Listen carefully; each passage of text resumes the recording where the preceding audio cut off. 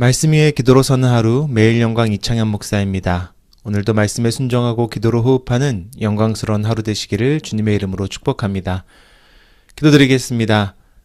이 시간 주님의 말씀을 읽을 때 성령님 오셔서 밝혀주소서, 눈을 열어 보게 하소서, 귀를 열어 듣게 하소서, 마음을 열어 깨닫게 하소서, 깨달은 말씀대로 살게 하소서, 오늘도 생명의 말씀으로 채워주소서.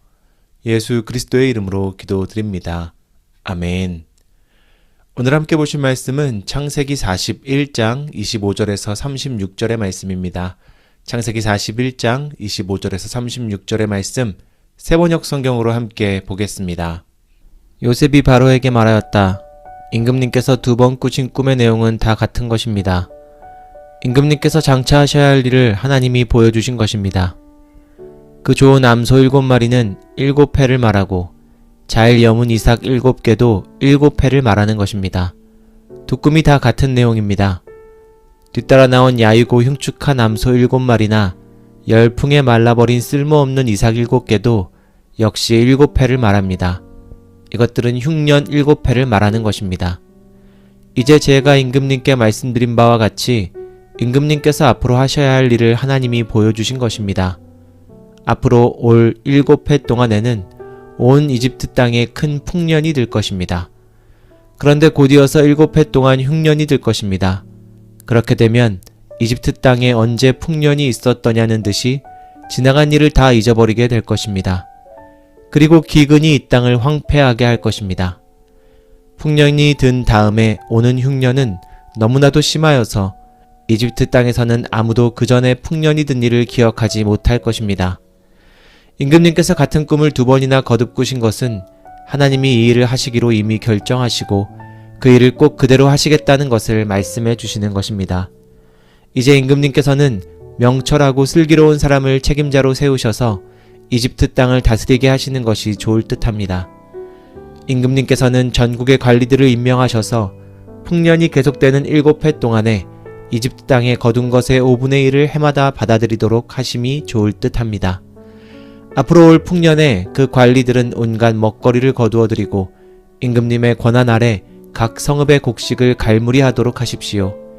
이 먹거리는 이집트 땅에서 7해 동안 이어갈 흉년에 대비해서 그때 이 나라 사람들이 먹을 수 있도록 갈무리해 두셔야 합니다. 그렇게 하시면 기근이 이 나라를 망하게 하지 못할 것입니다. 아멘.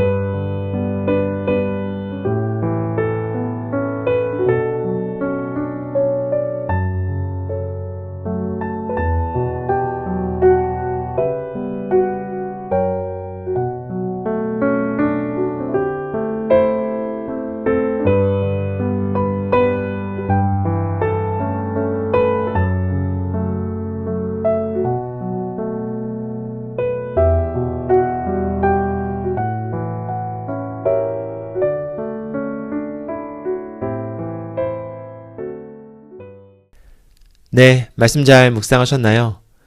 오늘 말씀은 드디어 요셉이 바로 앞에 서는 장면입니다.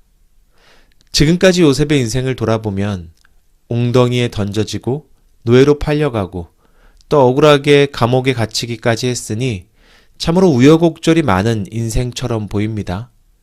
그런데 오늘 요셉은 노예도 아닙니다. 죄수도 아닙니다.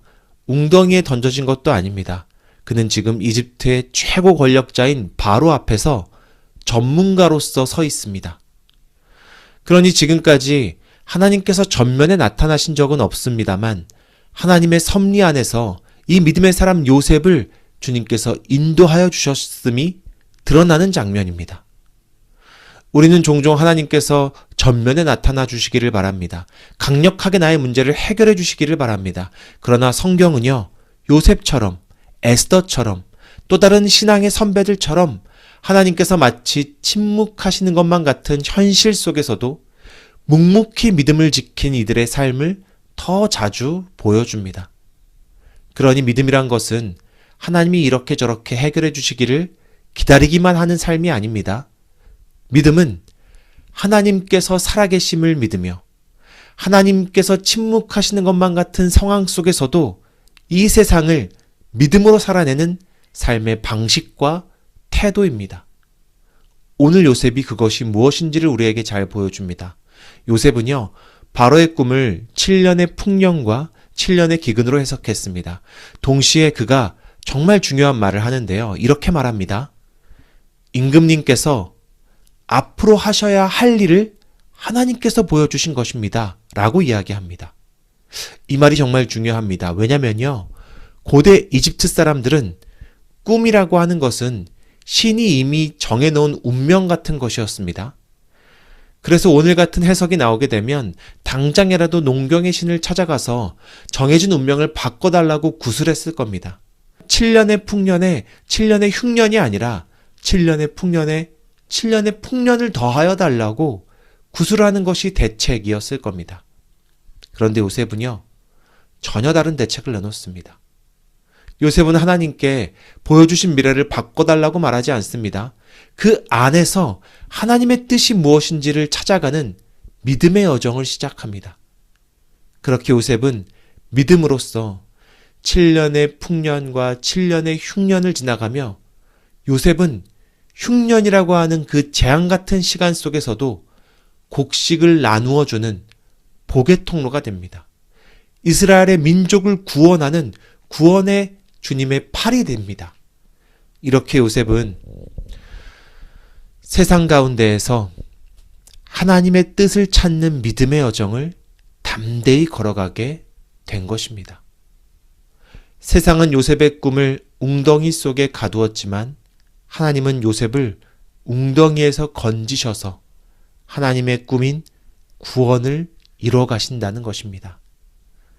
사랑하는 성도님들, 세상의 모든 사람들은요, 저마다 깊은 수렁의 시간을 보내게 됩니다. 믿음이 있든지 믿음이 없든지 다 마찬가지입니다. 인생의 고난과 어려움은 찾아옵니다. 그런데 믿음의 사람은요, 그 수렁 속에서 자신의 운명과 상황을 탓하지 않습니다. 믿음은 그 수렁 속에서도, 그 깊은 골짜기 속에서도 하나님이 함께 하심을 믿으며 오늘 내게 맡겨진 삶 가운데 주님의 뜻을 구하고 믿음의 여정을 걸어가는 사람들입니다. 끝까지 주님의 모습대로 정직하고 성실하게 살아내며 하나님이 바라시는 것은 무엇인지를 묻고 살아가는 사람들. 그것이 믿음의 삶, 하나님이 우리에게 바라시는 삶의 방식과 태도입니다. 그리고 하나님이 나의 삶을 어디로 이끌어 가실지를 기도하고 기대하며 하나님의 완벽한 시간을 기다리는 것. 그것이 바로 예배자의 모습입니다. 이렇게 성경은 우리에게 보여주는 믿음의 삶의 모습을 요셉을 통해서 보여줍니다. 그러니 오늘 하루 우리 영광교회 모든 성도들의 삶이 이 믿음의 반석 위에 서기를 간절히 소망합니다. 그렇게 우리의 삶은 하나님의 뜻을 찾아가는 믿음의 길고 긴 여정, 그 가운데 하나님이 살아계심을 믿음으로 살아내는 삶의 방식입니다. 저와 여러분이 그 예배된 삶, 하나님을 찬양하는 삶, 하나님의 뜻을 이루는 삶이 되시기를 주님의 이름으로 축원합니다. 우리 기도드리겠습니다. 사랑과 은혜가 충만하신 주님 감사합니다. 오늘 요셉을 통하여서 진정한 믿음의 삶이 무엇인지를 알게 하시니 감사를 드립니다. 주님께 떼쓰는 것이 아니라 그 상황과 여건 속에서도 주님의 뜻을 묻는 우리가 될 수 있도록 은혜 내려 주시옵소서. 그렇게 어떠한 상황과 여건 속에서도 불평불만, 나의 운명을 탓하는 것이 아니라 정직하고 성실하게 주님의 방식대로 살아가며 주님의 말씀에 순종하며 하나님의 큰 뜻에 부름받는 우리가 될 수 있도록 주님 우리의 삶을 지켜 주시옵소서. 이 모든 말씀 우리 주 예수 그리스도의 이름으로 기도드립니다. 아멘. 네, 우리 계속해서 화면을 보고 함께 중보 기도 드리겠습니다. 기도하시겠습니다.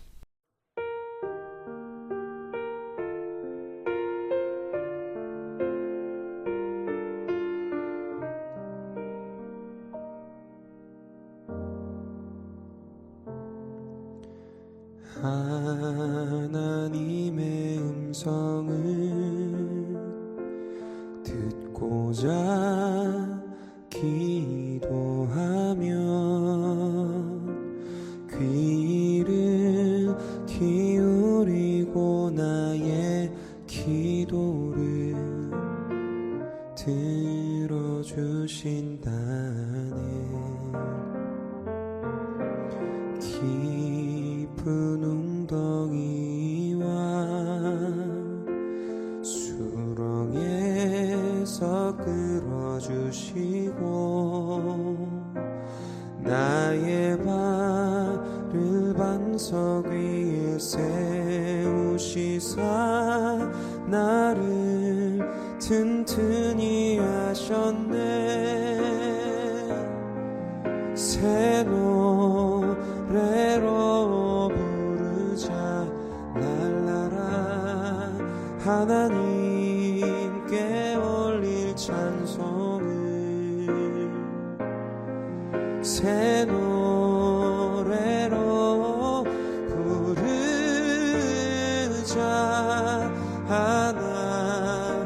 하나님 사랑을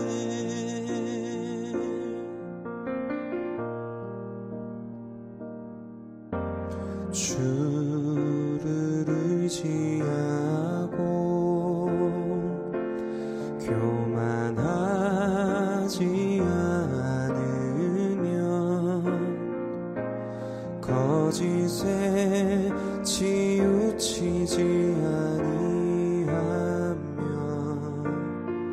복이 있으리라. 여호와 나의 주